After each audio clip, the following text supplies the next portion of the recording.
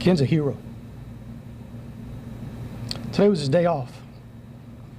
He worked just about every day off to provide for his kids, and because he knows that we're shorthanded, we need the help.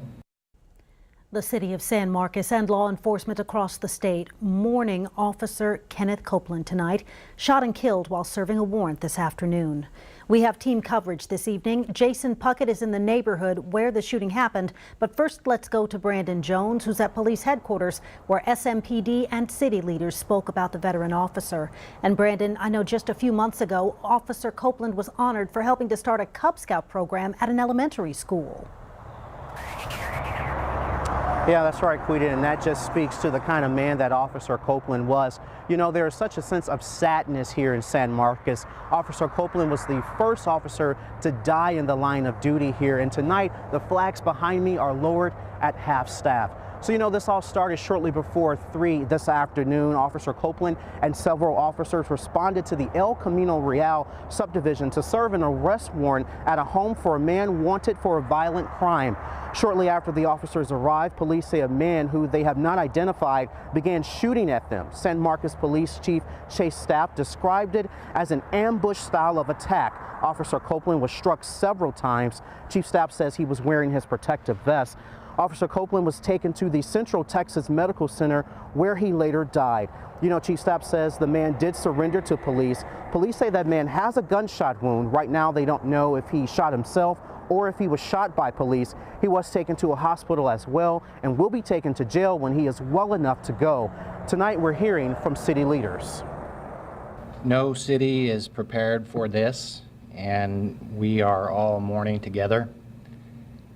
And we will continue to mourn even as we all get back to the business of serving our citizens. The city of San Marcos is a family business, and Officer Copeland was a member of our family. I can tell you I saw a lot of crying. I saw people's hearts ripped out. And something like this happens, bottom line, there's no words that can be expressed. There's nothing that we can say. Officer Copeland served here at the San Marcos Police Department for 19 years. He leaves behind a wife and 4 children. And you know, police are still at the neighborhood where this shooting took place. That's where we find my colleague Jason Puckett. And Jason, I know people are mourning there as well. Yeah, Brandon, it has been a tough day for this neighborhood here. It's a pretty tight-knit community. To give you an idea of that, folks were coming by earlier today asking us not what had happened, but the condition of the officer. These types of crimes happen so rarely that folks already knew about it, and to have a crime of this magnitude down the street has many neighbors saying they don't know how to move forward. Shock and disbelief. That's how people living in the Camino Real neighborhood in San Marcos are feeling Monday night. Earlier, choppers flying overhead as DPS troopers kept the streets locked down after an officer was shot and killed in the neighborhood. As long as I can remember, we've never had anything really violent like this at all. Neighborhood Association member Brian Block talking with dozens of neighbors Monday night, unsure how this happened. It's not the kind of place where people just pass through. So yeah, where people they know each other, they like each other. Now on this quiet night, they're having to adjust to a new reality, that the actions leading to the first San Marcos police officer killed in the line of duty happened just down the street. Obviously some individual who overreacted ridiculously, and I don't know that you can rationalize it. Now, DPS troopers have multiple blockades at this scene, blocking off a good third of the neighborhood. They're letting residents through, but no one else. It's a sign of how much time and effort they're putting into getting all the evidence here in this investigation.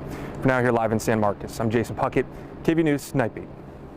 Governor Greg Abbott releasing a statement about Officer Copeland's death, saying, quote, "Today we grieve for the family of the fallen San Marcos police officer, and we vow swift justice for the killer."